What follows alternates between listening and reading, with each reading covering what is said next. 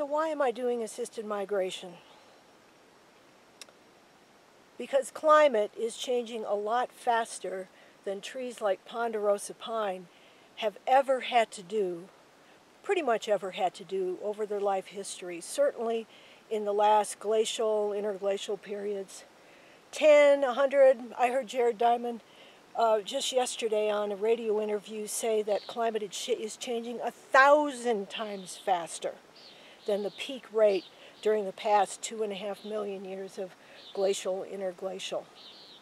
That's why I'm doing it. Why am I doing it for alligator juniper?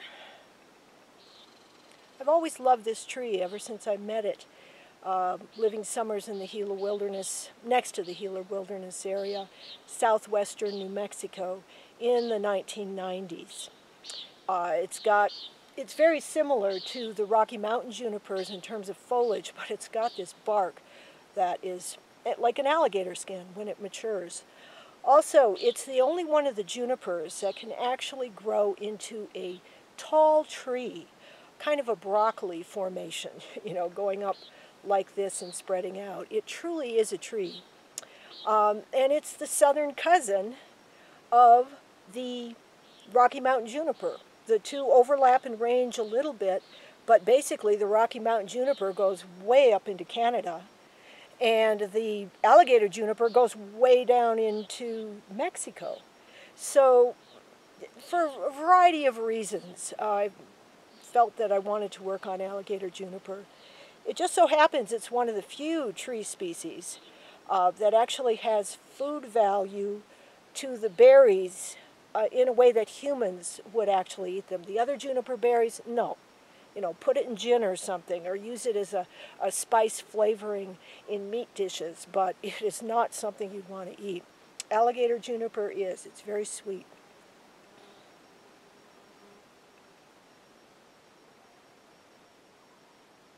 So that's why alligator juniper. Coyote style,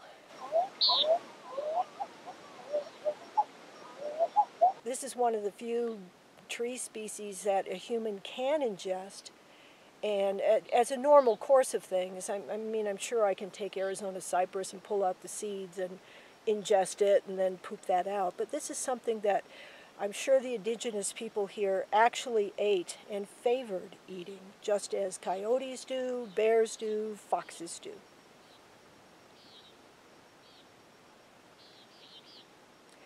Now, a big question is, why didn't I ask to get permission to do it here in this state refuge, wildlife refuge, here in New Mexico, just north of Chama? Why didn't I ask permission? Because you don't ask permission if no is unacceptable. You apologize afterwards if need be. Also, I am not advocating that other people undertake what I'm doing now. I'm just trying to push things faster than they normally would go. That's what we Torreya Guardians did when Paul Martin and I co-authored a paper published in Wild Earth, winter of 2004-2005. We did that after conferring with a number of botanists. And only Paul and I wanted to move ahead on this. Now, Paul died in 2009 or 2010. But I'm still here. And so a group of citizens have been doing this ever since 2005, when we got our first seeds donated from the Biltmore Estate in Asheville. Yes, Torreya is an endangered species, a very endangered conifer. Stopped reproducing in the wild pretty much when I was in elementary school, long time ago. But in the Endangered Species Act, there are loopholes only for plants, not for animals, but for plants, if they had already been planted out in someone's private garden or a botanical garden or arboretum, out of state, way out of the native range area. And so North Carolina was quite a ways away from Florida Torreya. So we were able to get started there, and then in 2008 we did a major planting of potted seedlings in North Carolina, west of Asheville. And we got a lot of press for that. Audubon eventually But it so freaked out the academic scholars, conservation biologists, botanists, resource people, that at that 2008 August meeting of the Ecological Society of America, there was a pre-meeting, and about 30 of those scientists decided to work for about 3 years to study assisted migration. Because they had to, because we citizens were out in front and saying, we're not waiting for you. And so 3 years later, maybe it was 2012, 30 of them, led by Mark Schwartz, who knows a lot about Torreya, they came out with their final sort of decision framework.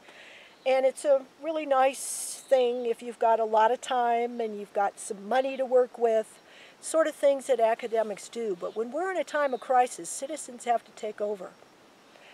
So what I'm hoping is that in the future, maybe owing to what I'm doing now and perhaps what other people are doing, in the future, it will be teams of people that gather and won't need any government money, won't need any nonprofit money, but what I'd like to see are the local naturalists, the experienced people who can assess, let's say, Alligator Juniper, as I did earlier in this series, visiting places where it is still living, and then assess places poleward from there, for getting a sense of where might it be able to do well in the decades ahead, and especially where will it not be challenging the existing trees that are there. That's very important. You don't want to have that happen. And this is ideal because every single one of the trees here, the main trees, Rocky Mountain juniper, ponderosa pine, and white fir, I have in the videos I took, particularly of Sandia Peak, where all three of those are together with the giant alligator junipers that are still living there. So there's no problem for every single one of these conifer species here, the 3 native conifer species here, no problem with them cohabiting with alligator juniper.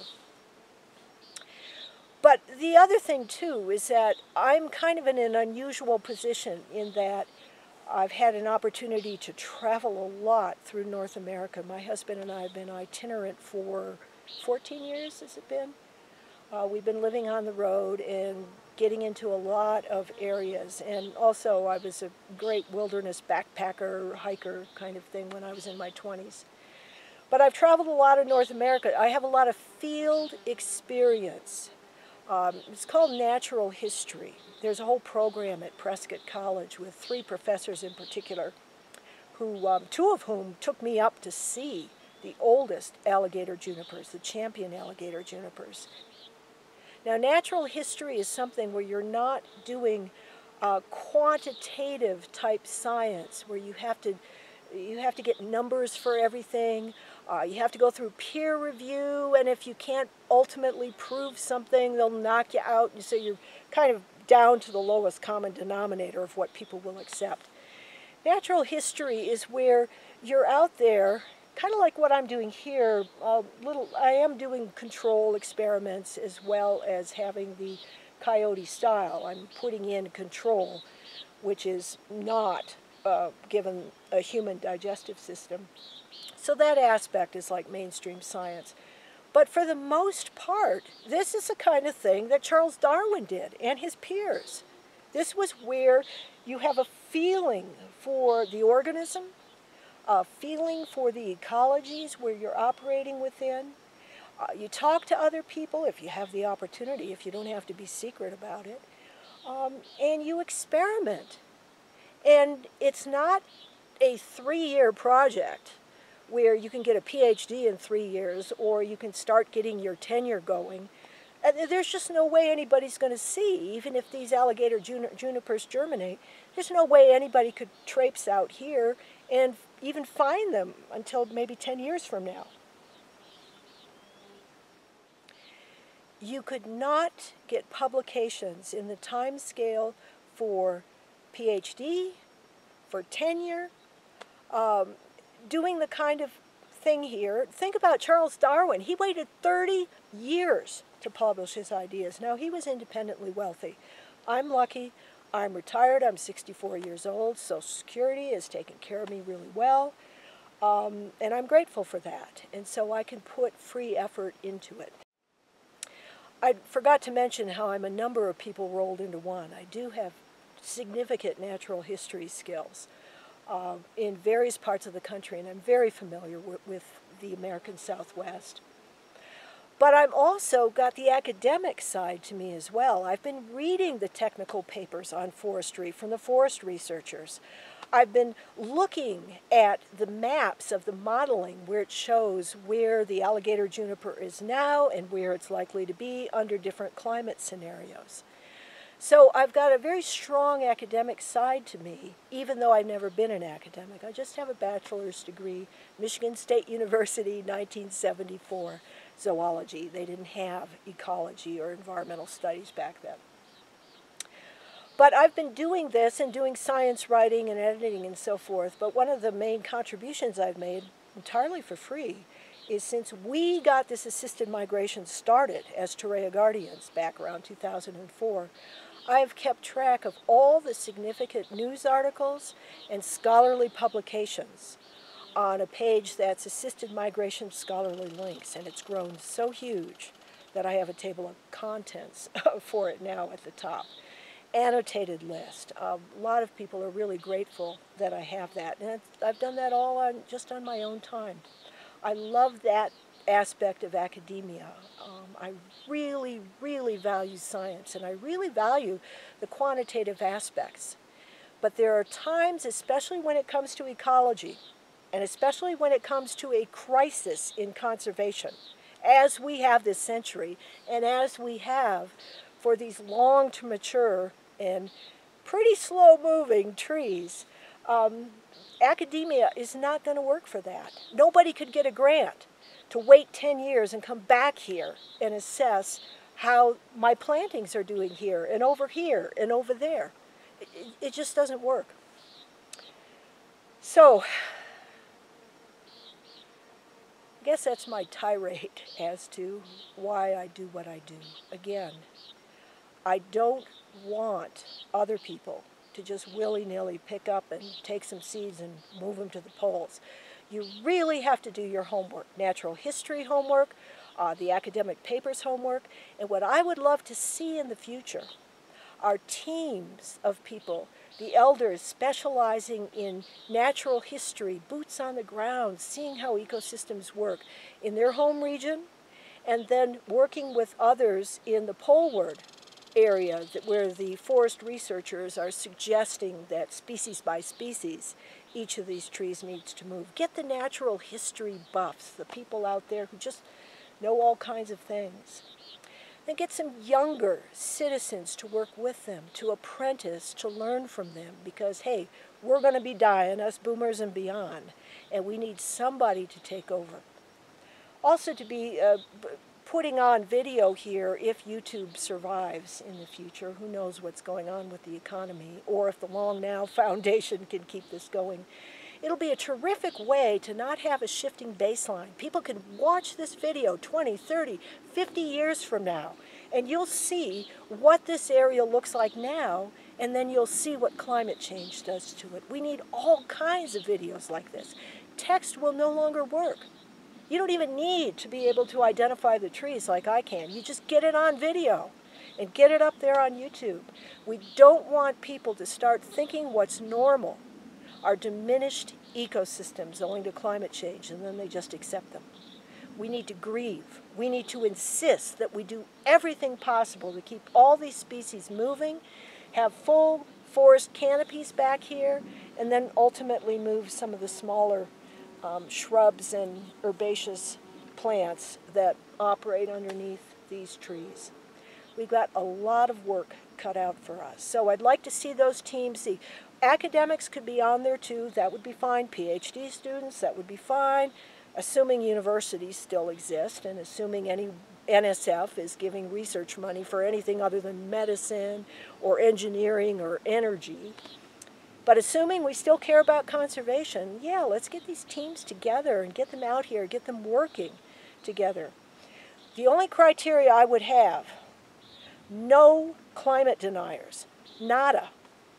You have to accept that climate change is happening, it's anthropogenic, it's happening faster than these trees can move, and you've got to be willing to give up the old precautionary principle that we had in the late 20th century developing for biodiversity management. Don't do anything that may cause a problem. And that was good in those days.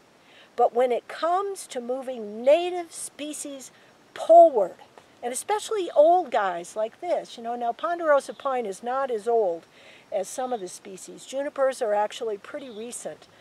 But they have been moving north and south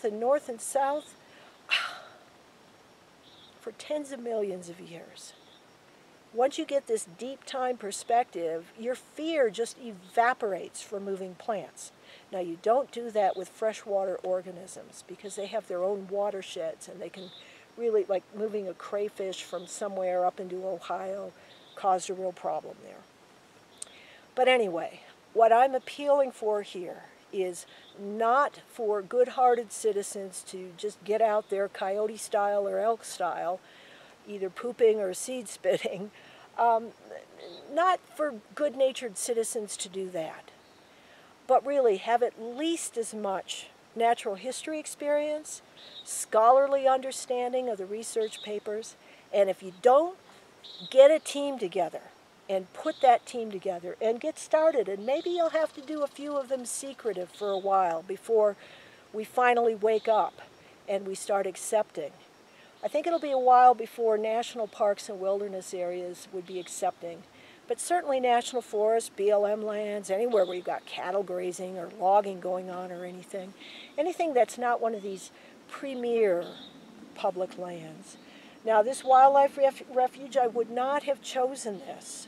It was just that we're living a quarter mile from the entrance. And so once I walked in here and saw Rocky Mountain juniper, ponderosa pine, white fir, the three species, main species that I saw on Sandia, as well as Gamble oak, though there's a lot more of it here, I realized, whoa, this is the northernmost part of Alligator Juniper's range right now, but it's very sporadic. It's not here. There's some over to the east and there's some over to the west. But I realized, okay, I'm here. Let me go out into the wildlife refuge and but actually stay constrained. It's not like I'm going out and putting seeds willy-nilly everywhere, or just throwing berries on the ground and expecting a coyote or fox to eat it and poop it somewhere. This is exactly where these seeds go. It's nowhere else in this refuge. Nowhere else am I putting them. So it'll be really easy for someone to check up on, and there will not be any problems with it. So again, it's rather long-winded, but I do this because I grew up in the age of exuberance. I just thought that our biggest problems were human overdevelopment, human hunting, pollution, all those kind of, quote, environmental problems. I had no idea we were changing things at the scale of a planet. That's why some of the scientists talk about we're being in the Anthropocene now. I don't care what language you use for it, but this is very different times. I also have a sense that the economy's going down. I have seen the most amazing PhD graduates in ecology, conservation biology, wildlife. My gosh, publishing in the top journals, awesome people. Do you think they can get a tenure track job in a university? No. We boomers, we're hanging on there until retirement, and when we do, the universities are not doing tenure track anymore. It's all adjuncts. They're cheaper. You have a budget problem, you can easily get rid of them.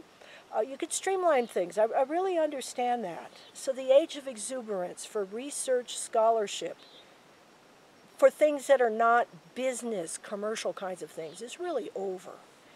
So for climate change reasons, for ecology reasons, if we get into our economic reasons, if we get into peak oil, and it's very hard to get fossil fuels, and again, we shouldn't be driving that much, and we should not be flying to conferences.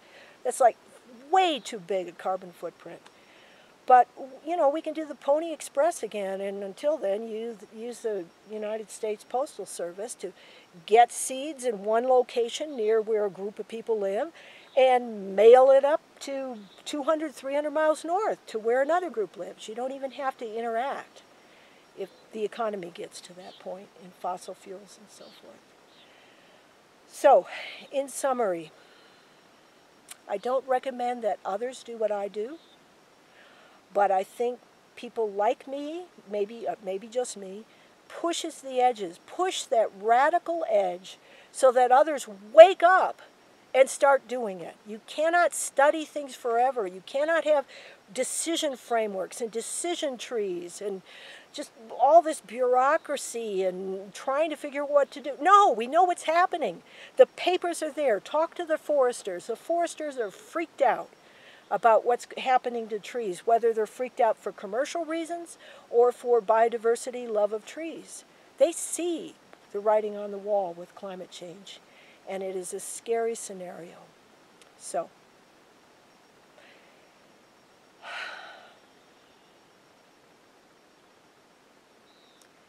may the forest be with you.